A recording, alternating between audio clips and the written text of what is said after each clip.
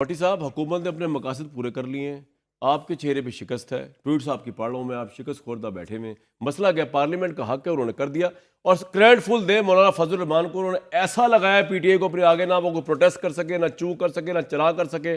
वो हीरो भी बन गए, उन्होंने डंक भी निकाल दिया सारा। जनाब, पहली बात यह ज़रा संजीदा मामला है, इसलिए ज़रा मेहरबानी करके जितना टाइम मुसद्दक मलिक साहब को दिया इससे आधा मुझे चाहिए बस, क्योंकि वो हुकूमत है। नहीं, जीते हुए हारे हुओं को ज़्यादा टाइम देना चाहिए। आज 25 करोड़ हारा है, मेरा मुल्क हारा है। आज 21 अक्टूबर है, 2024 है, सोमवार का दिन है।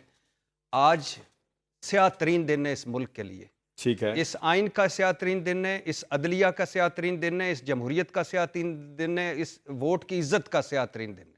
क्यों स्याह तरीन दिन है? हाँ वही पूछ एक कैसे? ना, अब सुन लेना भाई, वही जरा जल्दी किस बात की? चले। एक ना मुकम्मल, अधूरी और फार्म 47 की मैंडेट लेस पार्लियामेंट ने और एक नामुकम्मल सेनेट ने शबे खून मारा अदलिया पर। ठीक है, और आईनी ढांचा तहस नहस कर दिया। यानी पहले हमारे आइन में था, जिस पे ये सारा निज़ाम सारे हमें सुनाते थे, भाषण रोज सुनाते थे कि हमारा 3 है, हुकूमत, पार्लियामेंट और आज़ाद अदलिया। अब इस आज 21 अक्टूबर के बाद 2 सतूनों पर यह निज़ाम खड़ा है, हुकूमत और पार्लियामेंट, आज़ाद अदलिया, इन्ना लिल्लाहि व इन्ना इलैहि राजिऊन।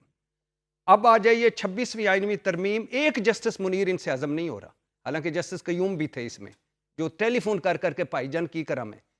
अच्छा, ये 26वीं आइनवी तरमीम हर तीसरे साल एक जस्टिस मुनीर पैदा करेगी। ये मां होगी जस्टिस मुनीरों की, अगर ये रह गई तो। दूसरी बात, आज से अदलिया बाकायदा सियासी हो जाएगी। आज से अदलिया सियासत के ताबे हो जाएगी। आज से सियासतदान जजों के कंट्रोल करेंगे और उनके मॉनिटर हो जाएंगे।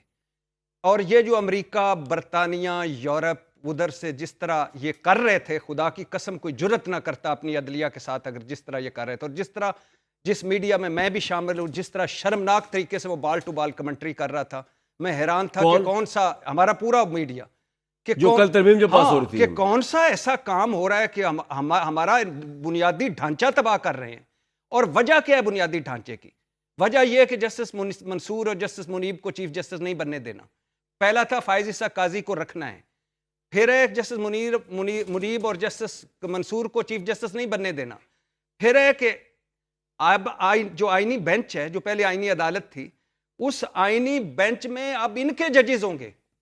और मजे की बात सुने, एक तो अब अल्हम्दुलिल्लाह सुप्रीम कोर्ट इन्ना लिल्लाहि व इन्ना इलैहि राजिऊन सिविल और फौजदारी मुकदमे ठीक है, सुन ले जी, जी, जी, अच्छा, जी। दूसरा आज खुद नोटिस, वो भी तकलीफ देता था, वो भी खत्म। सिकंदर सुल्तान राजा कंटिन्यू करेंगे और जुडिशल कमीशन में आ जाएं। यानी आप अंदाजा करें कि किस जुडिशल कमीशन की तारीफें हो रही थी कि उसमें 3 ये होंगे तो 2 ये होंगे तो 1 ये होगा, और किस पार्लिमानी कमेटी की, पार्लिमानी कमेटी की में तो हुकूमत की होगी तो ताई अक्सरियत। 13 रुकनी जुडिशल कमीशन, ठीक है, 12 रुकनी पार्लिमानी कमेटी, ये बने 25। इस 25 में अक्सरियत हुकूमत की है। और फिर इन 25 का रिमोट कंट्रोल 4-5 को जजेस को निकाल दें, बाकी का रिमोट कंट्रोल होगा 4 बंदों के पास। मुझे एक ब्रेक, नवाज शरीफ साहब, शहबाज शरीफ साहब, बिलावल भुट्टो और आसिफ जरदारी। तो अब जैसे रेलवे है, जैसे पीआईए है, जैसे स्टील बैंक है, वैसे अदलिया हो गई और ऊपर हुकूमत।